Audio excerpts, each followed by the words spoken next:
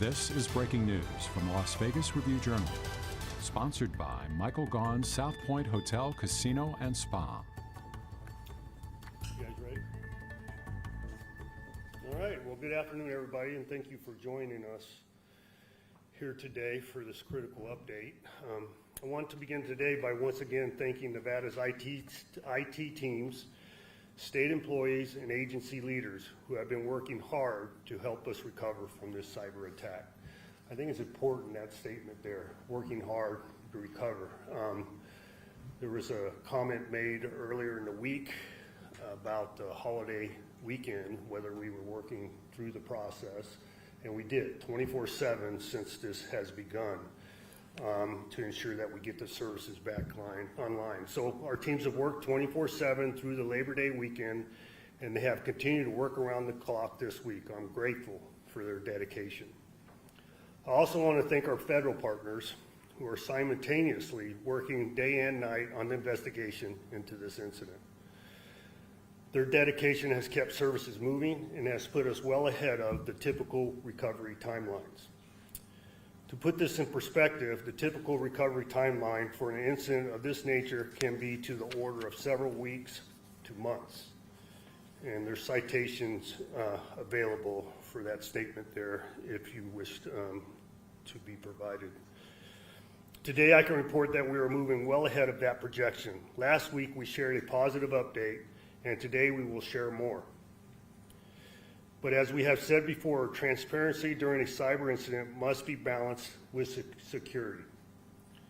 Public updates can sometimes trigger more attacks. For that reason, we are moving forward cautiously, giving Nevadans as much information as possible while continuing to protect our systems.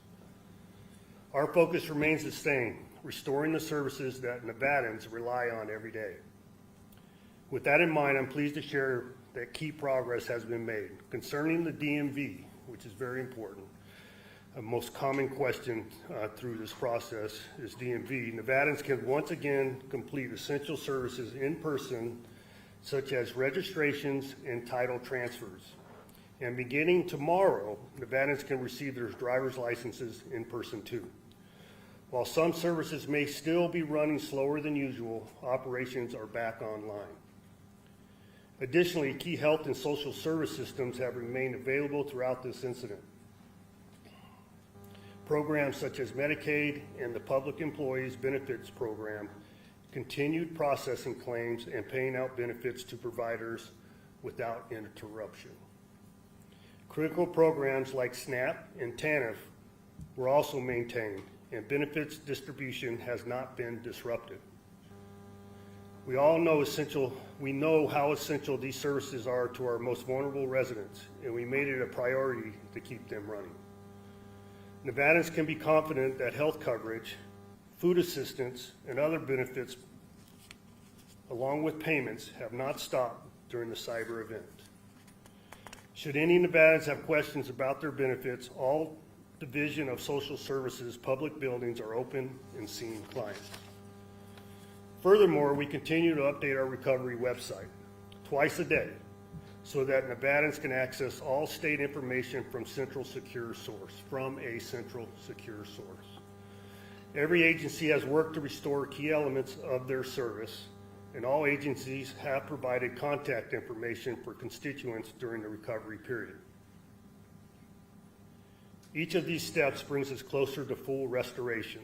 And I want Nevadans to know every decision we make is about putting you first, Nevadans first. As we reported last week, data was exfiltrated during the cyber attack. The investigation into this matter is ongoing and remains a top priority. However, I can provide some reassurances today. To the best of our knowledge, to the best of our knowledge at this time, the data compromised did not include state financial information. No state bank account numbers, treasury funds, or state budget payment systems data appear to have been part of the breach. Our core financial systems remain secure and were not accessed by the attackers. SNAP and TANF client information. Data related to public assistance programs was not among the exfiltrated files. In other words, records of individuals receiving food stamps or welfare benefits were not compromised. Department of Motor Vehicle Records. The breach did not involve DMV databases.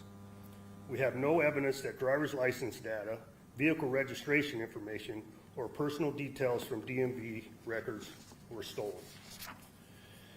If investigators eventually discover otherwise, we will follow Nevada's strict statutes about personal data breaches by notifying any affected individuals promptly and providing resources to help protect them. Please rest assured that we will provide any and all updates on this issue as soon as we are able to. We remain committed to transparency, and we remain committed to ensuring that we do not jeopardize the recovery process. I want Nevadans to know this: we are doing everything possible to restore our systems, protect your information, and provide services you count on. State teams are working 24/7, and progress continues every day in the meantime. I ask for your patience and confidence in work with the work being done. Nevada is strong, and we will come through this together. Bears repeating. Nevada is strong, and we will come through this together, I assure you. Now, before I take any questions, I want to reiterate this. I'm unable to answer any questions about the technical elements of the attack, the identity of the attackers, or anything about the ongoing nature of the federal investigation. I know that's frustrating, but it's very important that we have a balance and ensure that we don't have continued attacks occur as a result of releasing information before it should be released. With that said, I'm happy to discuss the state's ongoing recovery efforts, especially as it pertains to restoring services for Nevadans. Thank you. We've heard there were some interruptions to emergency services while 911 wasn't completely down. It was impaired some, and then the Nevada State Police lines were down Sunday, Monday, and some of Tuesday. You had said earlier that there were no interruptions. Do you have new information on that? No, I do not. That's new information you're providing. Governor, can you talk about how you are personally managing this, how often you get updated, what directives you're giving, how closely you're overseeing everything as this unfolds? Well, like I said in the previous press conference, daily by the hour. You know, as we get through in the later stages of this and we get into the recovery process, I would say it would not continue by the hour, as you know, as early as tomorrow, but it'll be several times during the 24-hour period. Right now, it's a lot of due diligence in ensuring that that data that I had mentioned earlier has not been released, and ensure to bring confidence to the constituents here in Nevada that their data, their information, their personal identifier information is safe within the state systems. And I know it's frustrating.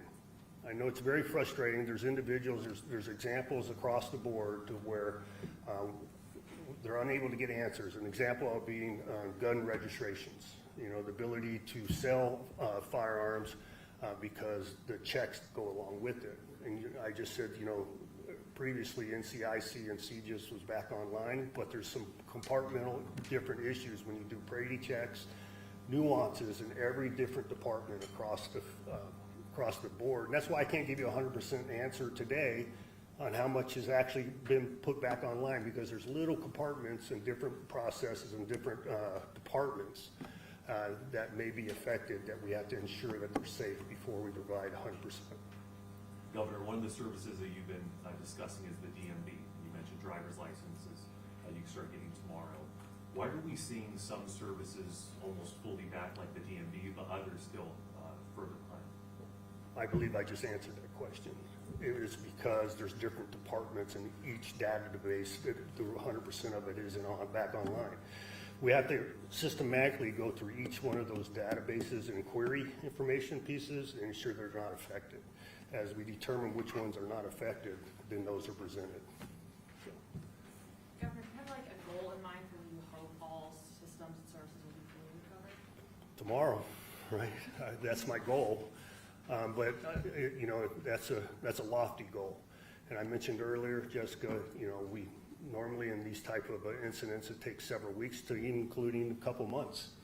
I think we've done monumental strides as a result of this investigation in short order.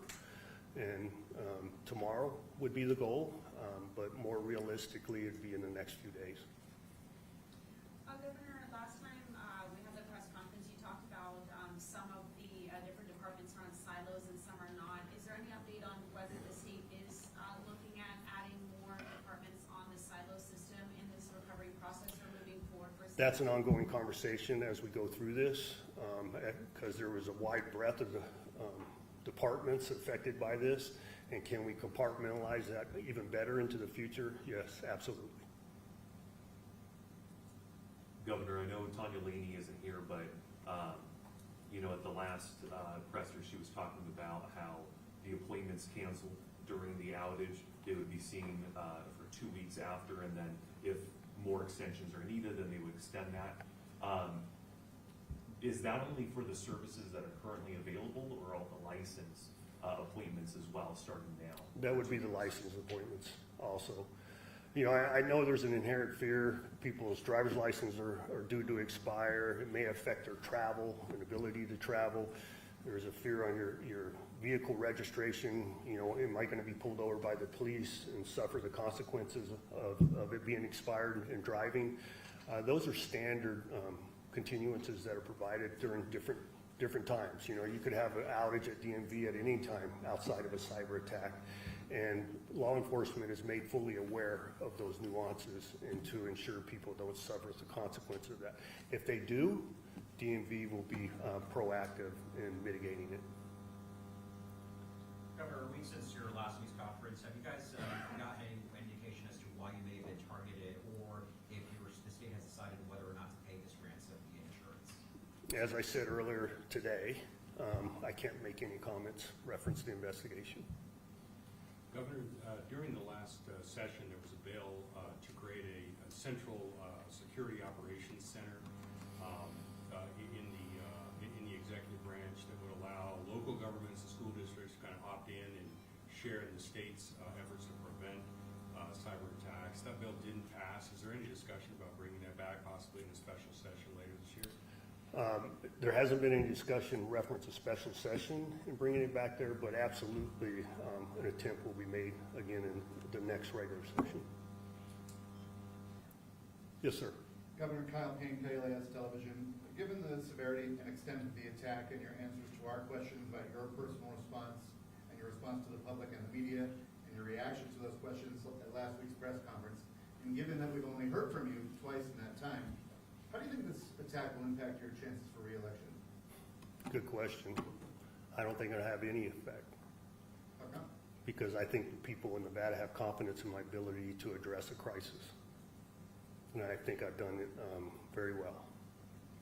I know you won't release details now about the technical aspects in terms of what any demands are, who's behind it, or their motivation, but at what point would you, if there was a ransom, would you tell it publicly that there was one, that you weren't paying it, or you were paying it, or what does it look like in terms of the release of such information? Because I think people are worried that by saying you won't release information because it's part of the investigation might never end, and we might never find the answer.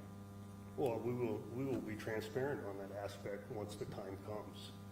I would not by no means say, no, we're not going to ever provide you any information on that, but when the time comes, we will. Governor, I know you said we don't really have an exact timeline on full restoration of services, but is it something that could be a few weeks? And is there like a priority list of what's next in the restoration, what you're targeting next that hasn't been restored yet? Well, we prioritize on a regular basis, and if you go to the presented website that we provide, that we update twice a day, it shows those priorities. And you can tell by the systems that are coming online, that is synonymous to the priorities. So now we are addressing the original triage departments. You know, let's use an arbitrary amount of a dozen. The specific systems that we weren't able to bring back in totality. So we're processing through that, and one of them in particular is DMV. You know, it's very frustrating for a lot of people because they're affected by DMV on a regular basis. But in that original triage was what if people are gonna suffer financially, personal information, and/or services that the state provides on a daily basis. And we've addressed those particular ones in due order. But there are some little nuances and little separate databases and software functionality that we have to continue to address. One message to those who have possibly lost wages or lost customers or money who have been impacted by the cyber attack? Could you quantify that or qualify that? I've seen there was a few car insurance places and dealerships who have lost money and say that the DMV being closed has really affected their businesses. So do you have a message for them? I would have to push back on that connotation because it would not affect their business because of the ability to get a waiver for your registration. Governor, what is taking you so long? What's the biggest hurdle for your team to overcome for services to be fully A restored? lot of data has to be evaluated. As you can imagine, the history of the state system, right? That's a lot of data migration to build it out on other servers and other systems and then ensure it's not compromised. That takes a lot of person hours and a lot of labor associated with that. Governor, As you can imagine, everything everybody does on a daily basis has some kind of IT system associated with it. So it takes a long time to evaluate that. An example would be the Core NV project. The Smart 21 previous to that, which encompasses all the services that the state provides in payments, tax collections, and salaries and everything else across the board, how long that has been taking to migrate the systems, the old antiquated systems into the new modern day systems. That's taken several years. This process has taken 10 days. And so I think we've done monumental work in that space. Governor, do you have an estimate? This will be the last question. Go ahead.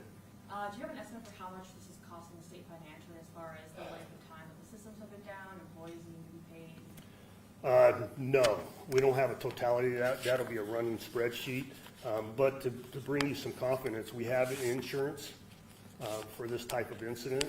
And so there's a premium cost at the beginning of that. And we anticipate the insurance company will be cooperative in dealing with those costs. Thank you, everybody. Appreciate your time.